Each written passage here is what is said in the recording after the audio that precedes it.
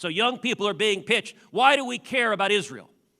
It's their problem. Let them deal with it. We don't care about it at all.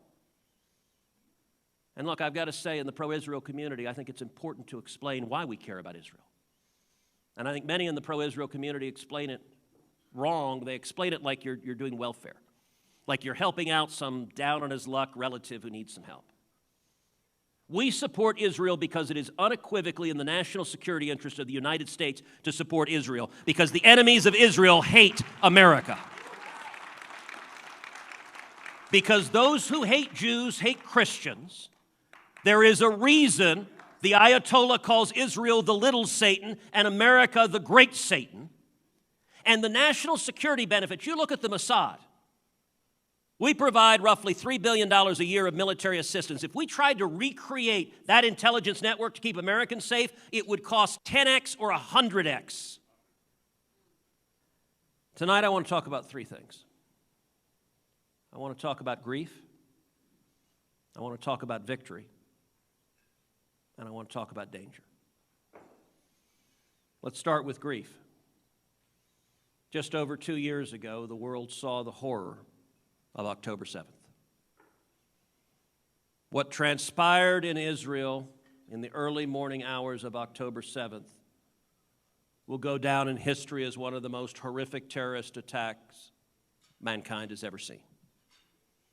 Hamas terrorists coming over the border, going home to home, systematically murdering innocent civilians, murdering the elderly, murdering women, murdering children, murdering infants, raping women and young girls.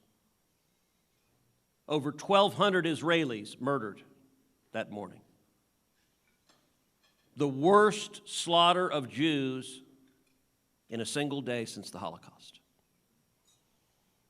It was also one of the very worst terrorist attacks against America we have ever seen. From the Americans murdered that day to the Israelis and the Americans who were kidnapped and held hostage. You know, as October 7th was unfolding, I reached out, I texted many friends of mine, a number of whom are in this room. And I just said, hey, how are you doing? Do you have family in harm's way? It was stunning to me that about half the friends I texted, I probably texted 30 or 40 people that day. About half of them said, yeah, my cousin is over there right now. My brother-in-law is over there right now. My college roommate is over there right now. I know there are many people in this room who that day profoundly impacted. It was a time of grief, but also 2 years later, we can reflect on the victory that came from it. Now, the Scripture tells us what man means for evil, God can use for good. And as horrific as the evil was on that day, I think quite a lot of good came as a result. One aspect of good was Israel resolving to utterly and completely eradicate Hamas. That is unambiguously good, and every Hamas terrorist taken out keeps Israel safer and keeps America safer. There was another good outcome of it, which is clarity. It was an opportunity for every leader to decide, where do I stand? I do not believe this is a conflict where there is gray. It was a contest of good versus evil. It was a contest of civilization versus barbarism. And every elected official, every individual citizen can choose on whose side do I stand. October 7th was Nazi tactics carried out for Nazi ends. The terrorists murdered the people they encountered simply because they were Jewish. That's all they needed to murder someone. I suspect we have all heard the chilling phone call of the one Hamas terrorist calling home to his parents, gleefully saying he murdered 10 Jews that day. And the father calling his wife and saying, tell your mother, praise God. It is not difficult in the face of evil like that to decide where you stand. But there was a clarity to it. If you look at the 2 years that followed, Israel did extraordinary damage to Hamas. And Hezbollah, I got to say, by the way, the pager operation,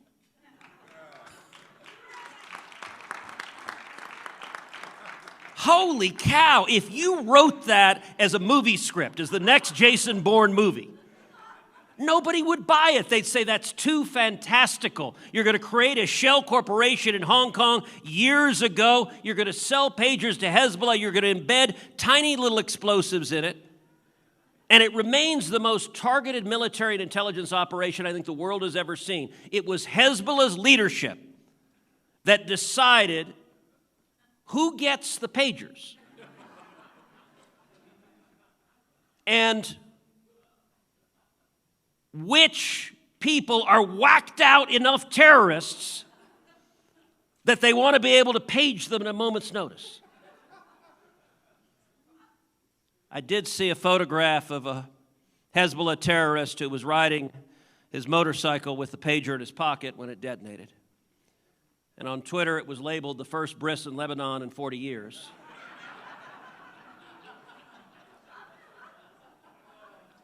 But again, it was Hezbollah's leadership that made the decision, that guy, they wanted to be able to page. Only time in my life I've ever wanted to page a terrorist. And then 2 days later, the walkie-talkie operation, and they all start exploding. Within a week, every Hamas and Hezbollah terrorist, if a phone rings, they jumped terrified. And then you look at Iran, the 12-day war, where Israel utterly and completely defeated Iran.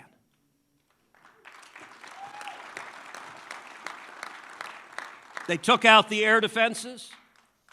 They took out the senior military leaders. They took out the head of the IRGC, so the Ayatollah appointed another. The next day, they took out the next day. They appointed another. The next day, they took out the third guy. By about day 5, I'm just envisioning the Ayatollahs there, and it's like, hey, you want to be head of the IRGC? No, get Bob. He'd be great. And then the single most important national security decision the president has made was the decision to launch the bombing raid on the Iran nuclear facilities.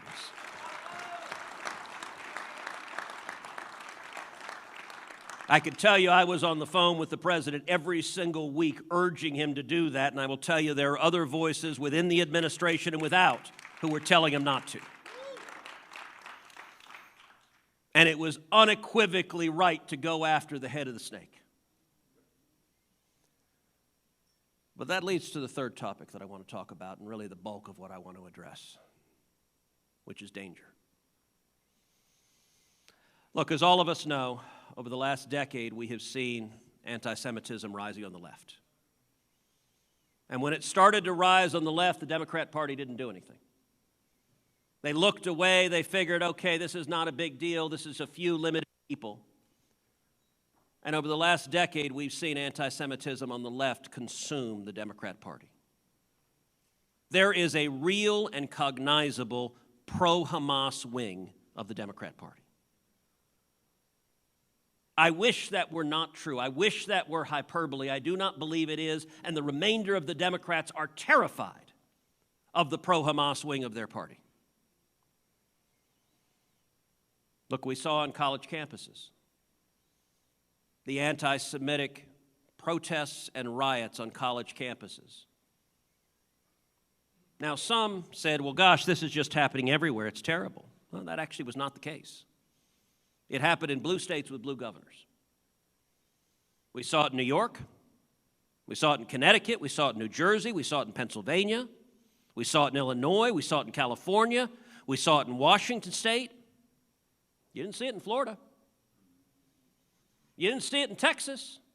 Actually, we did. We had one day at the University of Texas, and you know what happened? The police showed up and threw their butts in jail. And by the way, when that happened, they discovered that roughly half of them had no connection to the University of Texas to begin with. And you look at the Democrat politicians who were terrified to take on these protesters. If you want to be deeply disturbed, take a look at the notes Columbia University wrote down about what Chuck Schumer told them during those riots. He said, don't worry about anti-Semitism. It's only the Republicans who care about that. That was Schumer to Columbia. By the way, as you guys know, the rabbi on Columbia's campus sent an email to every Jewish student on campus saying, do not come to campus because the university cannot and will not keep you safe. At MIT, Jewish students reported they were afraid to go to school, to go to class, because of fears of violence. And the president of MIT said, well, we can't discipline those students because many of them are foreign students, and if we discipline them, they'll lose their visa. Exactly. And one of the things I said in this last election, I said, if Donald Trump is elected, if you are engaged in a violent protest on campus, if you are threatening the safety of Jewish students or anyone else, you will be arrested, you will be prosecuted, you will go to jail, and if you're a foreign student, you will be deported.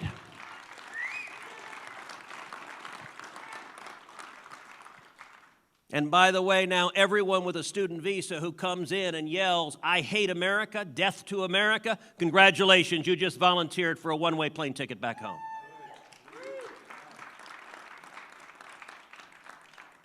Now pause to think, why is that controversial? If you invited someone to your home for dinner and they sat down at the dinner table and said, death to your family, you'd be like, okay, thanks for coming, bye. Like, get the hell out of my house. We have no obligation to welcome people here who want to kill us. But the Democrat Party saw anti-Semitism rising on the left. They did nothing. And today, and I will tell you, there are multiple Democrat colleagues of mine in the Senate who are horrified at what's happened in their party. But they feel powerless to do anything about it and terrified to say even a word of disagreement. But unfortunately, it's not limited to the left. And everyone here knows we're seeing more and more anti-Semitism rising on the right. In the last 6 months, I've seen more anti-Semitism on the right than I have in my entire life. This is a poison, and I believe we are facing an existential crisis in our party and in our country. Several months ago, Prime Minister Netanyahu was in Washington, D.C. He was staying at Blair House. I came and spent a couple of hours with him. Bibi is a good friend. He brought cigars. There's no smoking in Blair House. Ari will tell you that. But he was a guest. What kind of host would refuse your guest? So I smoked cigars with Bibi in Blair House. His was Cuban. Mine had no label. And I burned the evidence. Charlie, you'll represent me on that, right? But in that conversation I raised with him then, I said, listen, I am very concerned, Mr. Prime Minister, by what I see as anti-Semitism rising on the right at a level that I don't recognize. And I got to say, in that conversation, it was 3-4 months ago, he dismissed it. He said, no, Ted, that's Qatar, that's Iran, that's AstroTurf, that's paid for. And my response was yes, but no. So yes, Qatar and Iran are absolutely paying for it, and China probably is too. We know they're pushing that garbage on TikTok. There are absolutely bots online that are pushing that garbage. But I also told him this is real, it is organic, there are real people. I'll tell you, if I tweet right now, good evening, within 5 minutes I will have 100 viciously anti-Semitic comments in my comments. From real people. In the last year, we've seen 3 prominent people on the right publicly muse, gosh, Maybe Hitler's not all that bad. No, he is the embodiment of evil, a grotesque bigot, and if you're confused by that, you're an imbecile. And I have to say, too many people are scared to confront it. I want to ask you, how many elected Republicans do you see standing up and calling this out? How many do you see willing to take on the voices in the anti-Israel right? And I will tell you, this is spreading among young people. Young people in particular, through social media, through TikTok. And it's spreading on two different axes. Number one, ideologically, we're seeing isolationism rise. So young people are being pitched, why do we care about Israel? It's their problem. Let them deal with it. We don't care about it at all. And look, I've got to say, in the pro-Israel community, I think it's important to explain why we care about Israel. And I think many in the pro-Israel community explain it wrong. They explain it like you're doing welfare, like you're helping out some down-on-his-luck relative who needs some help. We support Israel because it is unequivocally in the national security interest of the United States to support Israel, because the enemies of Israel hate America. Because those who hate Jews hate Christians. There is a reason the Ayatollah calls Israel the little Satan and America the great Satan. And the national security benefits, you look at the Mossad. We provide roughly $3 billion a year of military assistance. If we tried to recreate that intelligence network to keep Americans safe, it would cost 10x or 100x.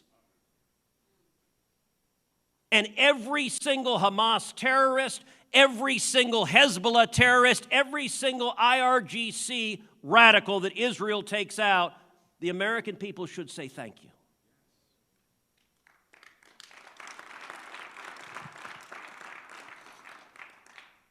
But there's also a theological argument.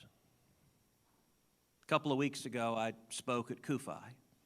Great friends, love of Israel. Pastor Hagee is a dear friend.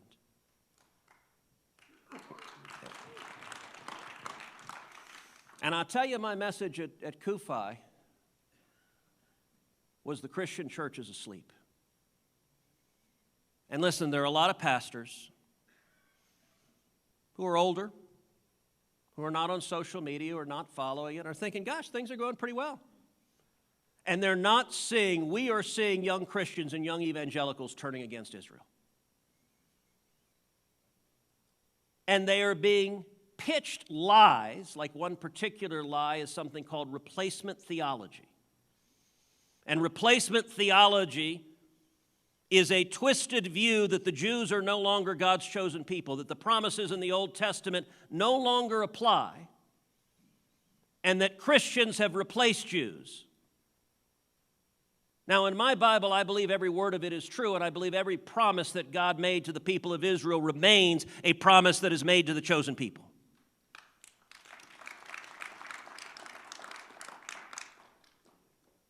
And the last I checked, Jesus was a Jew. And I will tell you, at least for me, I am very proud to be a Christian Zionist.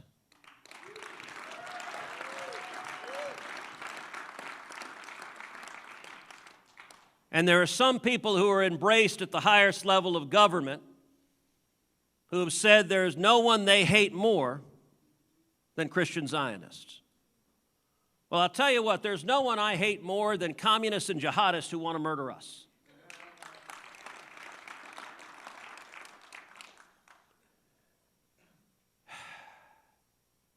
And now is a time for choosing. Now is a time for courage. If you sit there and nod adoringly while someone tells you that Winston Churchill was the villain of World War II, if you sit there and nod while someone says there's a very good argument America should have intervened on behalf of Nazi Germany in World War II, if you sit there with someone who says Adolf Hitler was very, very cool, and that their mission is to combat and defeat global Jewry, and you say nothing, then you are a coward and you are complicit in that evil.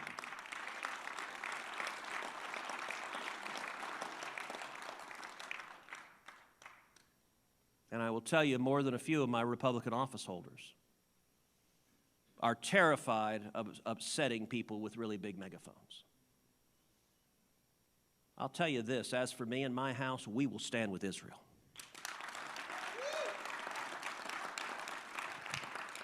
And I am committed to calling out this garbage. I am committed to fighting this garbage. And I am committed to going to young people and saying, these are poisonous lies. And if we fail, if we wake up at a year or 2 or 3 or 4, and I will say, by the way, right now we are blessed to have Donald J. Trump in the White House. And Donald J. Trump loves the Jewish people. He is not an isolationist, and he's been the most pro-Israel president this country has ever seen. When Trump is not in the White House, what then? Ted Cruz.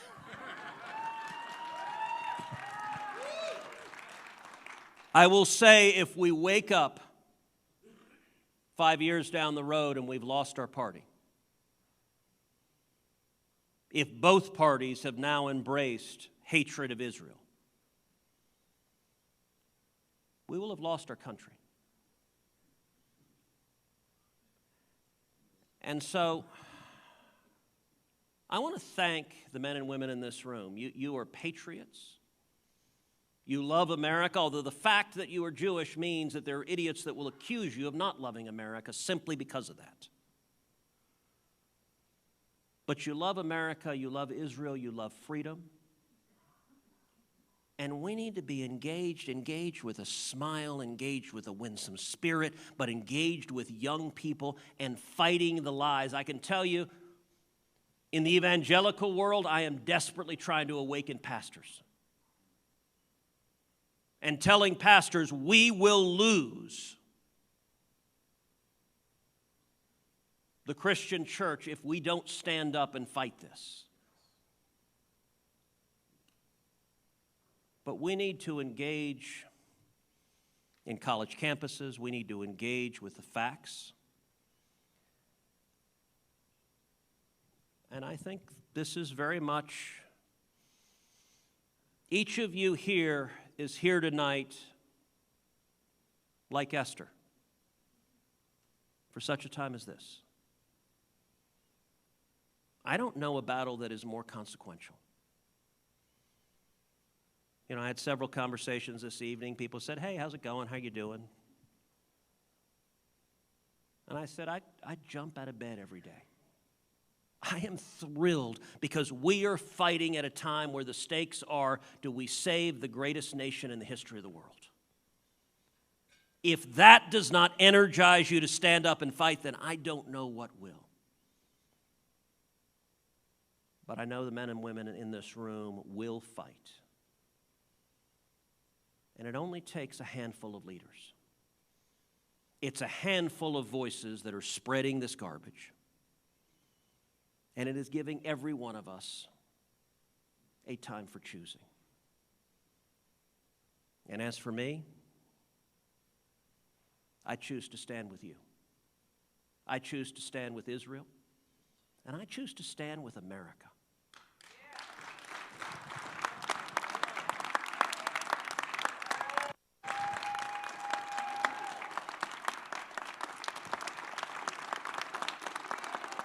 It's 2025. America's debt is over $37 trillion, and the dollar just had its worst crash since 1973. That puts your savings and your family's future at risk. That's why we trust Alpha Omega Gold, a company that stands unapologetically with Israel and supports Stand Tall Israel. Visit ao.gold/stand to claim your free precious metals wayfinder guide or call 1-855-426-4653 today. Protect your future before it's too late.